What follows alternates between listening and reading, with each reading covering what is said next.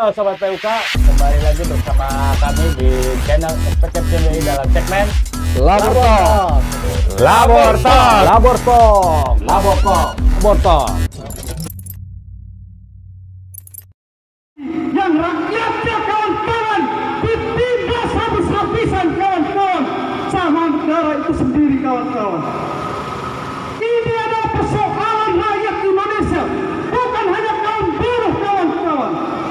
Kita di tahun-tahun yang akan datang, di tahun 2022, di tahun 2023 dan seterusnya, kita akan mengalami kemiskinan yang luar biasa dan ditindas dengan kaum kapitalis kawan-kawan. Ya, kali ini kita kehadiran tamu istimewa dari pimpinan cabang yang menjadi salah satu mentor saya ya dalam berorganisasi di Serikat Pekerja, kemudian juga saya banyak diberikan pelajaran terkait dengan dalam hal media oleh beliau. Perkenalkan, Bung Anto. Halo Bung Anto, sehat Bung Anto? Alhamdulillah, sehat Bung. Gimana kabarnya? Alhamdulillah baik Bung. Lama nggak ketemu Bung. Oh iya. Dulu Bung Anto sering ngajarin saya untuk coba untuk jadi reporter, coba untuk menampilkan pemberitaan gitu ya Bung ya. Paling bisa aja. Tapi ya dalam Bung Anto kan sekarang sudah jadi sekretaris jenderal ya, sekretaris di Sekretaris umum. Sekretaris umum ya, Sekretaris umum ya. Kalau di sekretaris sekretaris umum di pimpinan cabang SPK SPSI Kabupaten Karawang. Kabupaten Karawang. Nah, perjalanan Bung hingga bisa jadi sekretaris umum itu seperti apa Bung dalam berorganisasi khususnya di SPSI? SPSI ya. Mungkin kalau perjalanan panjang Bung ya. Jadi kita itu kan pertama untuk menjadi aktivis itu tidak mudah. Jadi pada saat itu kita terus karena hati nurani memanggil terkait masalah bagaimana kesejahteraan itu terjadi dan bisa terwujud, kemudian kita melihat sisi kiri kanan itu kurangnya kesejahteraan atau dianggap kurang lah kesejahteraan itu. Jadi pada saat itu coba kita turun di organisasi. Yang pertama tentunya saya itu kerja di perusahaan lah ya, perusahaan. Kemudian melihatlah satu orang itu dan anggota ketika dia masuk ke rumah sakit itu, anaknya itu sakit, kemudian dia ditolak sama rumah sakit. Kebetulan satu perusahaan dan itu merasa tertekan terhadap saya itu. Ini gimana nih kok bisa terjadi seperti ini? Maka dari situlah kita terpanggil, saya harus masuk organisasi dan kita harus berjuang di dalam organisasi itu. Dan untuk mesejahterakan bagaimana kesehatannya dan bagaimana nanti ke depannya dan segala macam terkait masalah kesejahteraannya, itu harus kita perjuangkan. Nah, terkait masalah bagaimana kita perjalanan untuk menjadi sekretaris umum, ini kan kalau menjadikan pengurus itu di pimpinan cabang itu dipilih sama seluruh anggota lah yang ternaung di dalam anggota SPK SPSI gitu Bung. Jadi se-Kabupaten Karawang ini diadakan dengan rapat kerja pimpinan cabang. Di situ kita menentukan struktur kepengurusan pimpinan cabang, tentunya dipilih dengan seluruh PUK yang ada yang bernaung di Serikat Pekerja SPK SPSI. Dan awal mulanya ya kita turun ke jalan dan melakukan orasi-orasi perjuangan, aksi di jalanan, di perusahaan, hingga kita aksi penuntutan upah, aksi pemwujudan BPJS dan segala macam lah kita aksi. Dan itu alhamdulillah bisa kita mensuarakan kepada pemerintahan, baik pemerintahan ataupun di tingkat perusahaan gitu. Itu kalau boleh tahu Bung, itu dari tahun berapa Bung mulai jadi aktivis di Serikat Pekerja? Saya jadi aktivis itu tentunya pada saat saya masuk di tahun 97 di perusahaan, 97-98 masuk, kemudian di tahun 99 bekerja, dan kemudian di tahun 2011 saya gabung di PUK SPK SPSI dan bergabung di kepengurusan itu. Kebetulan saya pada saat itu adalah ketua bidang hukum, karena bidang hukumnya di sana. Dan memang kita masih awam sebenarnya bagaimana ini adalah undang-undang ketenagakerjaan, undang-undang perseroan terbatas, perusahaan, dan undang-undang segala macam ya terkait dengan masalah itu. Ya kita belajar secara otodidak aja gitu kan, dan kita baca-baca. Kemudian di tahun 2013 saya kuliah di Unsika sambil kita ada di dalam organisasi lah gitu. Di tahun 2012 lah gitu masuk dalam PUK itu. Terus dimulai dari tahun 2012 itu mulai aktif, kemudian untuk terpanggil untuk bisa menjadi pengurus di pimpinan cabang itu bagaimana, Bung? Di tahun 2012 itu bukan mulai aktif karena udah masuk di dalam kepengurusan. Kalau aktif sih dari awal kita udah masuk aktif di pimpinan cabang tapi belum. Belum. Jadi 2015 kita masuk di pimpinan cabang. Kemudian habis kemarin itu di tahun 2020. Kemudian berlanjut lagi sampai sekarang. Jadi hampir 2 periode lah. 2 periode saya masuk di dalam kepengurusan pimpinan cabang FSPK-PSPSI. Kemudian saya masuk juga di dalam kepengurusan DPC, Dewan Pimpinan Cabang Kabupaten Karawang, KSPSI, yaitu sebagai sekretaris juga, gitu. Sebagai sekretaris juga. Oh, itu beda, Bung, antara DPC, KSPSI dengan PC, CAP? Beda. Kalau kita federasi, SPK, SPSI. Tapi kalau DPC, Dewan Pimpinan Cabang itu terdiri dari beberapa konfederasi. Federasi. Jadi pada federasi LEM, TSK, RTMM, CAP, di sana menjadikan satu KSPSI. Jadi sebagai naungan keseluruhan SPSI bergabung di situ dan terbentuklah DPC, Dewan Pimpinan Cabang Kabupaten Karawang tentunya. Oke, terus tentunya Bung ya sebagai aktivis organisasi pasti ada kesan, ada suka, ada duka. Itu seperti apa sih, Bung? Kita sendiri pun yang sebagai pengurus di PUK itu banyak sekali suka dukanya lah gitu ya. Kalau kesahnya, kalau dari Bung Anto sendiri sebagai senior kita lah, seperti apa, Bung? Kita kan sebagai aktivis itu kita harus tahu konsekuensinya bagaimana menjadikan aktivis. Pertama itu dulu, kita harus tahu konsekuensinya nih. Apa sih konsekuensinya?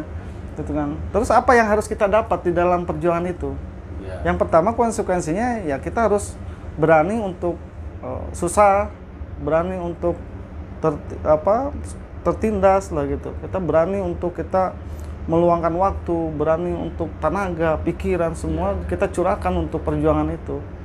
Nah, hasilnya apa endingnya? Kita beribadah aja kepada Allah. Inilah peribadahan ini, karena sesungguhnya yang menjadikan ibadah faktual itu adalah di dalam organisasi, karena kita bisa menjalankan dan orang lain bisa merasakan hal itu walaupun mereka tidak sadar bahwa kita sudah memperjuangkan mereka gitu.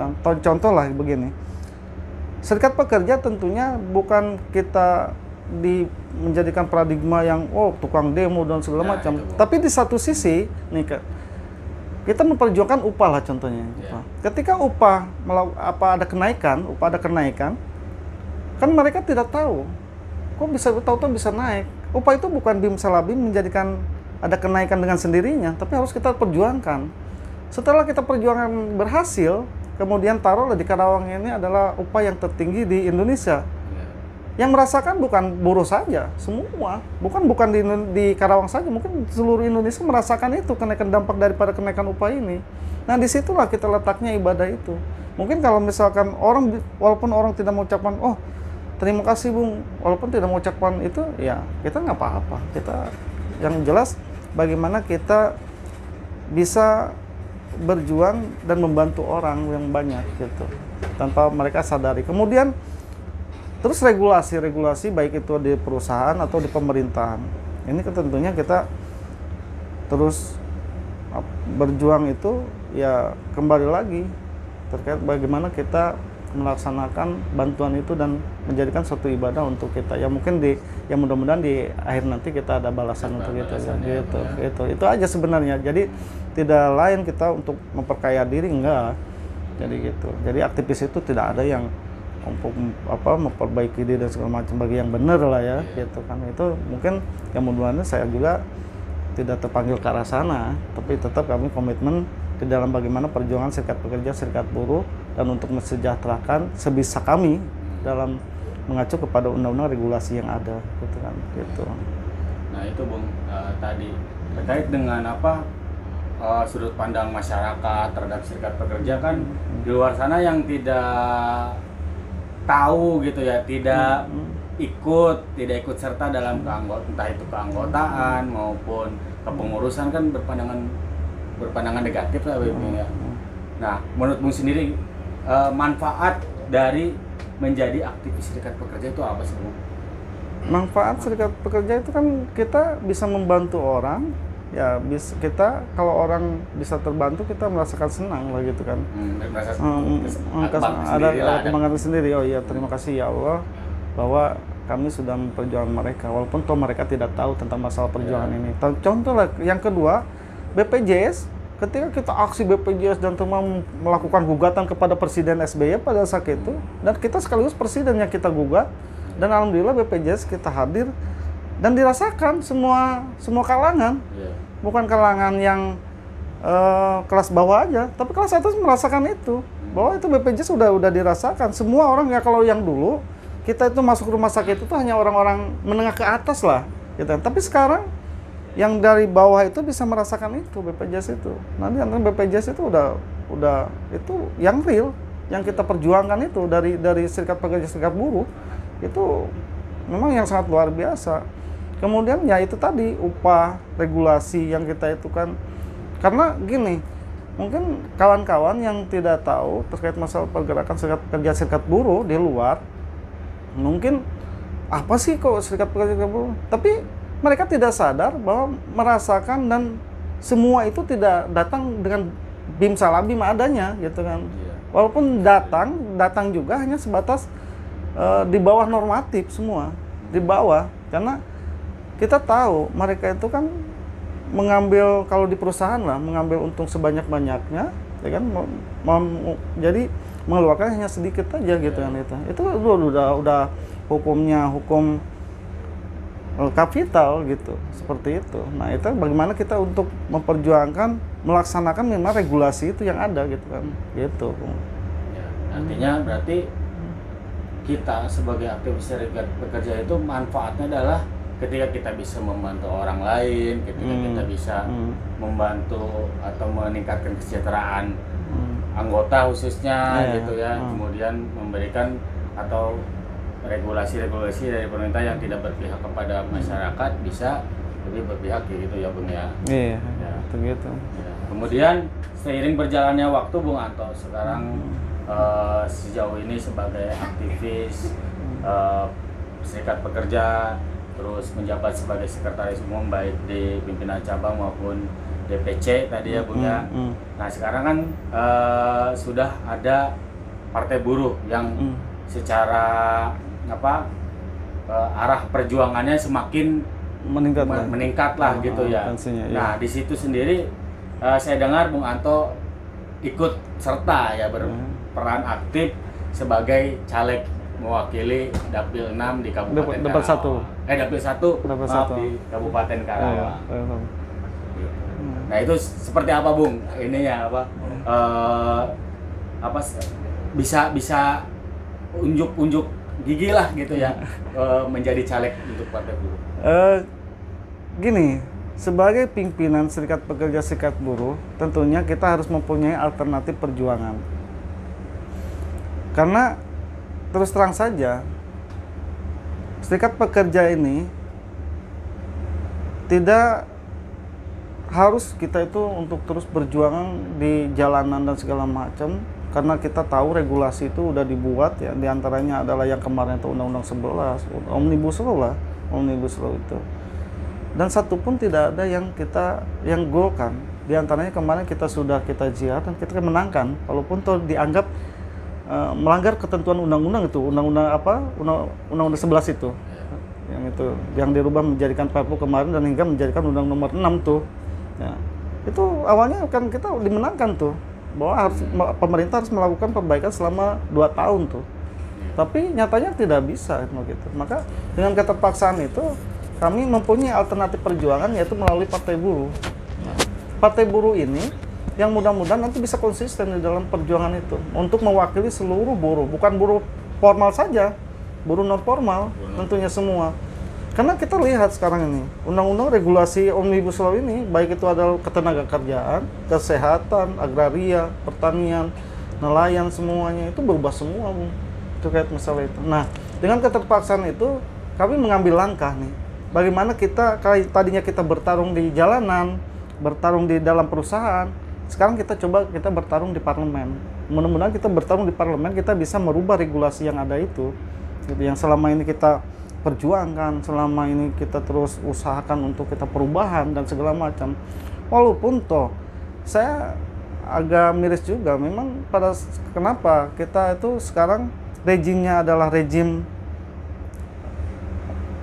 undang-undang, pembuat undang-undang, tapi tidak bisa melaksanakan sepenuhnya terkait masalah undang-undang itu, gitu. Jadi senang kita membuat undang-undang itu, senang. Ya semua senang. Oh, pemerintah seolah-olah lah ya, paradigmanya gitu, senang membuat undang-undang. Tapi satu pun undang-undang tidak bisa terrealisasi gitu. Contoh dulu juga Undang-Undang 13, karena kami adalah pelaksana, ya Undang-Undang 13 tidak sepenuhnya, Undang-Undang 13 itu dilaksanakan dengan sepenuhnya. Baik itu adalah perusahaan, pemerintah. Nah, kita bisa menuntut dan mengimbangi undang-undang itu, tapi bukan satu pun, ada beberapa memang tidak terpenuhi itu di dalam undang-undang 13 itu, dan mekanismenya belum terlaksana. Ya menurut kami, karena kami udah terus berjuang itu, advokasi dan segala macam. Nah sekarang undang-undang Omnibus Law ini kan lebih rentan juga, bahkan ini adalah salah satu memang yang wajib kita perjuangkan. Bayangkan saja Bung, sekarang itu di dalam undang-undang Omnibus Ketenagakerjaan ini, bayangkan diberikan waktu 5 tahun. 5 tahun di dalam melaksanakan kontrak nih. Kontrak 5 tahun. Bagaimana waktunya mau sebulan, mau setahun, mau seminggu diperbolehkan dalam undang-undang itu.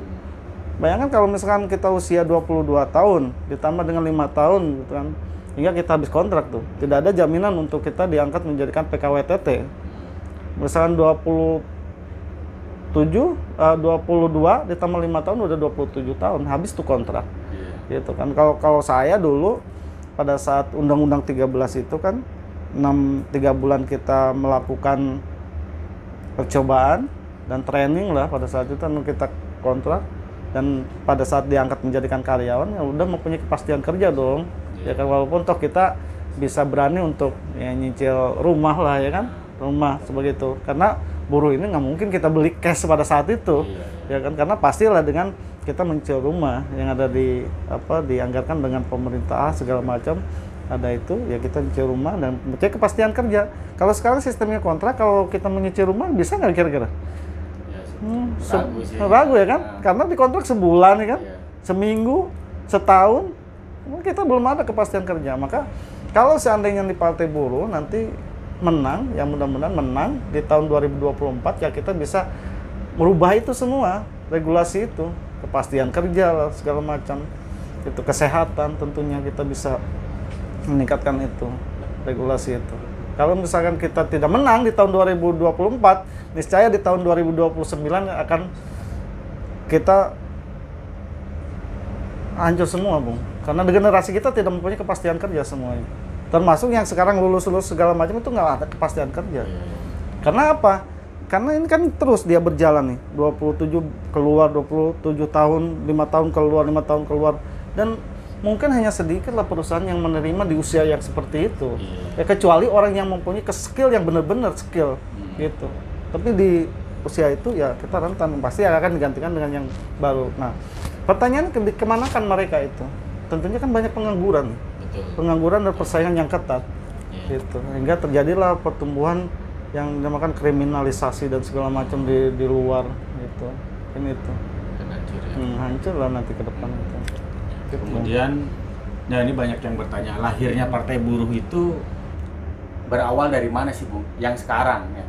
Iya. Walaupun dulunya sebenarnya sudah ada kan ya. Ah, yang dulu, ya itu tadi. Karena Ya, tadi. karena undang-undang Omnibus Law ini. Jadi itu cuma itu aja keterpaksaan. Keterpaksaan. Hadirlah hadirlah Partai Buruh karena sebagai trigger kita sebagai alternatif perjuangan bahwa ini kita harus berjuang di Partai Buruh di parlemen loh dengan melalui Partai Buruh. Maka kita hadir. Omnibus Law, kalau tidak ada Omnibus Law mungkin Partai Buruh tidak ada, Bung. Tidak ada. Regulasi yang sekarang ini yang memang saking kita seriusnya di dalam perjuangan itu untuk bagaimana kita bisa mensejahterakan masyarakat tentunya dan buruh, baik itu buruh formal dan non formal, baik itu adalah petani, nelayan, semuanya itu ya kita konsen untuk bagaimana perjuangan ini sebagai rakyat Indonesia kita harus mempunyai kepastian kerja semuanya gitu. Gitu. Oke, terus ini Bung. Nah, harapan Bung selanjutnya, kemudian juga rencana Bung selanjutnya dalam memperjuangkan masyarakat lah luas, kaum buruh gitu ya, kaum kecil itu gimana Bung? Sekarang sejauh ini yang setelah perjalanan Bung jalani sejauh ini itu selanjutnya mau seperti apa? Kita tentunya harus bisa mengimbangi undang-undang Omnibus Law yang digaungkan sama pemerintah dan masuk ke dalam suatu perusahaan-perusahaan yang ada. Tentunya kami harus memperkuat advokasi. Advokasi yang terpenting. Maka di pimpinan cabang kita sudah membentuk LBH, Lembaga Bantuan Hukum, yang dibangun sama kader-kader SPKP SPSI. Yang pada saat itu adalah tingkat pertama ada 11 orang, kita sudah melakukan sumpah advokat, dan kemudian ini adalah yang kedua ini sekitar 22 orang itu sudah kita kadernya sudah masuk di dalam itu, nanti menjadikan advokat terus. Bagaimana itu ya untuk mengimbangi sekarang kedudukan undang-undang yang sekarang tengah merambah kemana-mana nih, maka kita harus perkuat di dalam hal advokasi gitu. Advokasi, iya, advokat.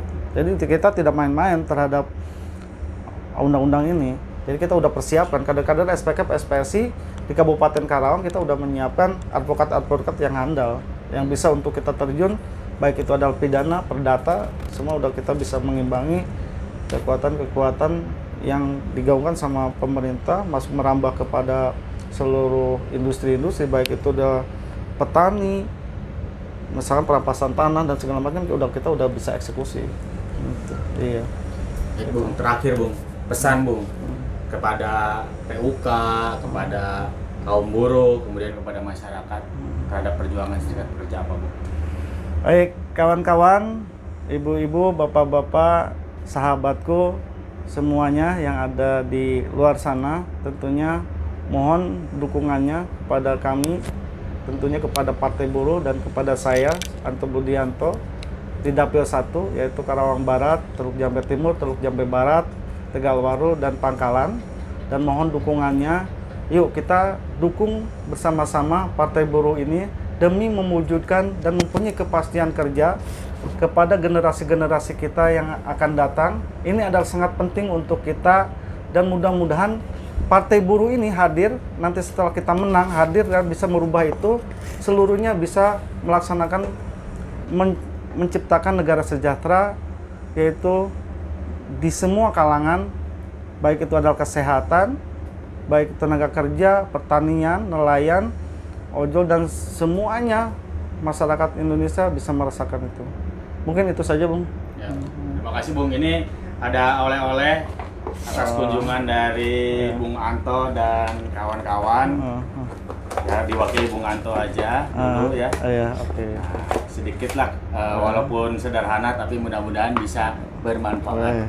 Baik Bung, wah terima kasih banyak Bung. Terima kasih ya Bung ya. Kita akhiri dengan yel-yel. Solidaritas kuat, SPSI to be the winner. Hanya satu kata wujudkan. SPKP SPSI berkelas dunia. Partai Buruh kelas pekerja. Partai Buruh negara sejahtera. Partai Buruh menang. Partai Buruh menang. Terima kasih Bung. Guys. Bungkus lagi. Bungkus lagi. Belum. Ketua, baca grup dulu ketua. Mimpinya ketua parah, Gimana? Aduh, Main ya? lumayan lah. Suwanto.